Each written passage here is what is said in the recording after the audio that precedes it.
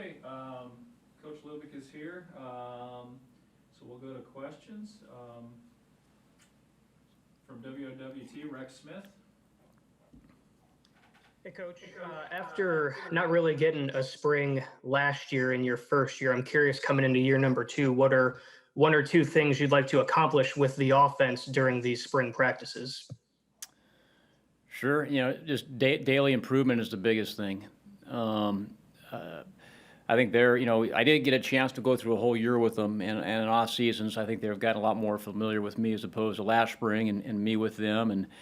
And not just the players, but with the coaches as well. And I think the more time you spend with each other and learn to communicate with each other, which is a big key to being successful in this business, the better things go. And I'm grateful I've got a full year underneath my belt now.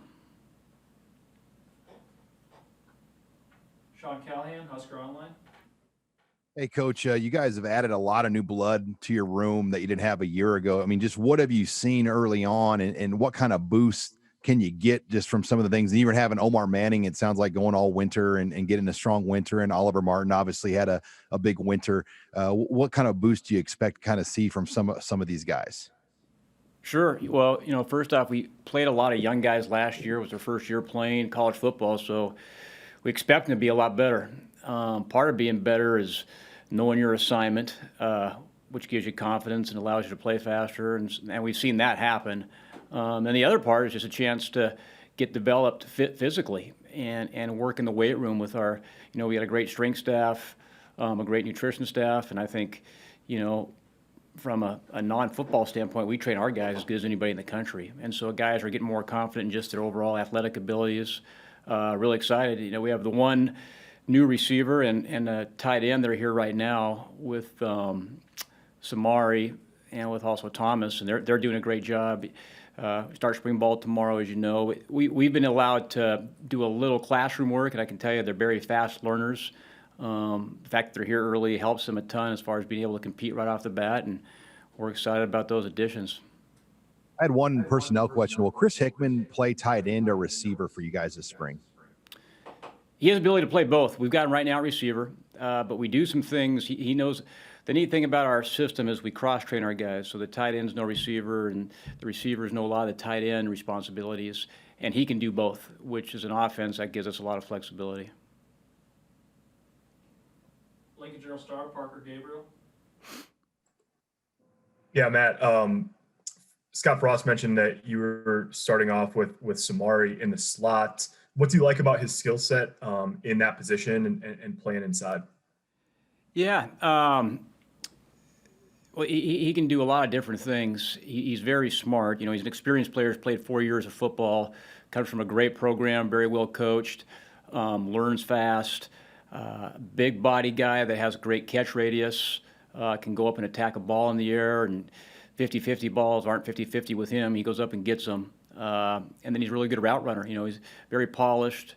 Again, he comes from a really good program. He's been coached up really well. So the thing about our slot, he can also play outside and play inside, and to do that, you got to be able to mentally handle that. And that's sometimes hard for a first-year guy, but he's picked it up really well.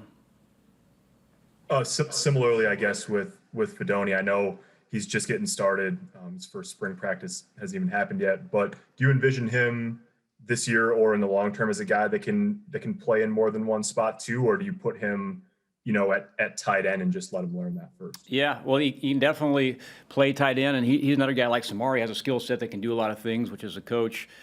The bigger the skill set, the more things you can do offensively. Last year, if you watched our tight ends, they were all over the place. Sometimes we'd split them as the widest guys, and they play like wideouts, but we'd also have them attached, and they'd be great point of attack guys, and we think Thomas is going to be right along the line with that, where he can stretch the field vertically, but also it shows some physicality from the program he's coming from at the line of scrimmage.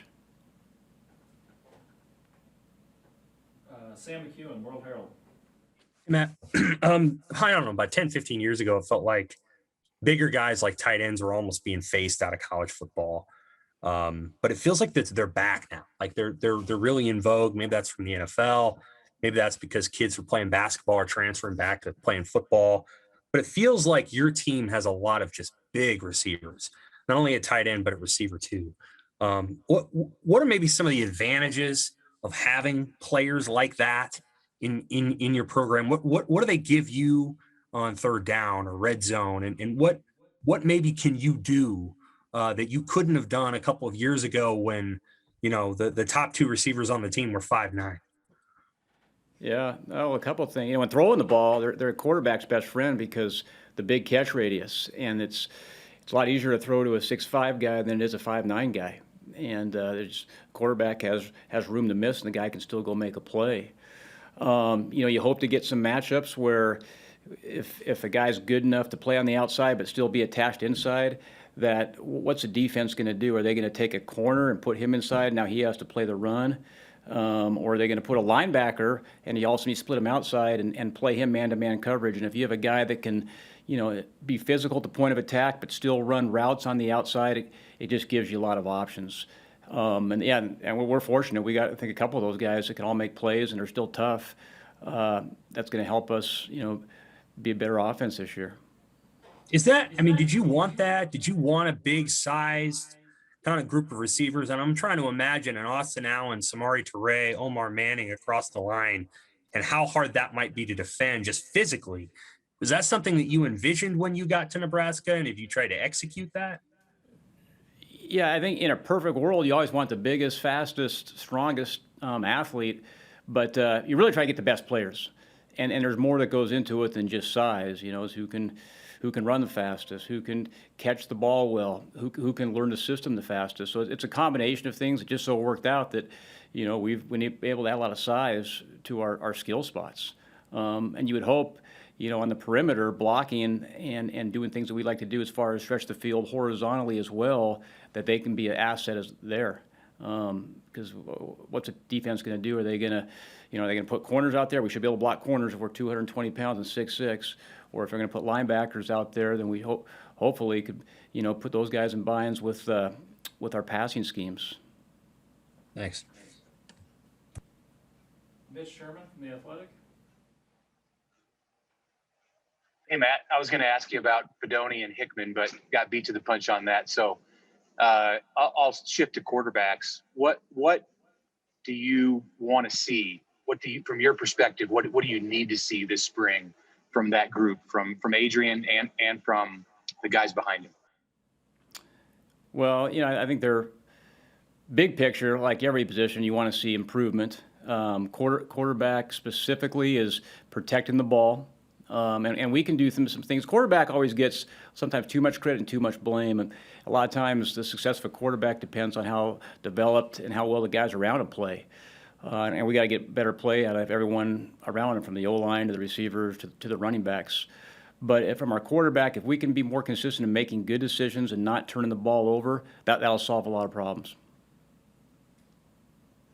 Anything in particular about Logan and Heinrich that are important for you and just getting them reps, or Logan in particular because he's been in the program? Sure. Reps are the biggest thing. It's opportunities for both these guys, because the numbers we have right now at quarterback is they're going to get a ton more reps. And just to take the next step, play with a little more confidence. And the way you do that is by getting reps. And the more reps you get, the more confident you are. And I'm excited. Both those guys have had great winters, worked their tails off, tested really well, and we're fired up to see what they can do starting tomorrow. 24/7 Sports, Brian Christopherson. Hey, Matt, Scott mentioned Oliver Martin tested really well with his winter work. Have you kind of seen from him? I mean, he was a big time recruit coming out of high school. Have you seen sort of the traits that in him that kind of show that since he's been here? We have, we were, first of all, we were very fortunate to get Oliver. He didn't really get fall camp last year because we didn't know if he was going to be eligible. I think he got declared eligible. It was like midway through the season, and then we threw him into the line of fire, and he did a good job, and he ended up starting the last couple of games for us. But it was hard for him because he never really understood the base of the offense and the language, and it wasn't his fault. It was just a situation he was in. Now he's always had great athletic ability. We knew that. I actually recruited him out of high school when I was at Oregon. But now he's taken it a step further because he understands the offense. He knows what routes to run. He knows who to block. So he had all these great skills, but when he was thinking, he was like playing a little bit slow. It does that to everybody, but now that he's playing with some confidence, knows what he's doing, you can actually see his athletic ability come through, and it's been impressive. What's the next step for a guy like Xavier Betts, too, who you were really starting to give more reps to as the season went along last year? Where can he go now, and now that he has a full spring to work with? Yeah, kind of like all our young guys, but him specifically is just understanding of the offense, where he needs to be and when, so he can play faster. That's what limited a little of those guys last year was they didn't understand the whole offense, so we could use some bits and pieces here. Well, now, just like Oliver, he was a true freshman last year, so he's got a way better understanding. Did a good job in the weight room and worked really hard. So with reps, he's going to get a ton better, and he's going to get a lot more reps. Thank you. Take two more for Coach Lubick. Steve Sipple, Journal Star.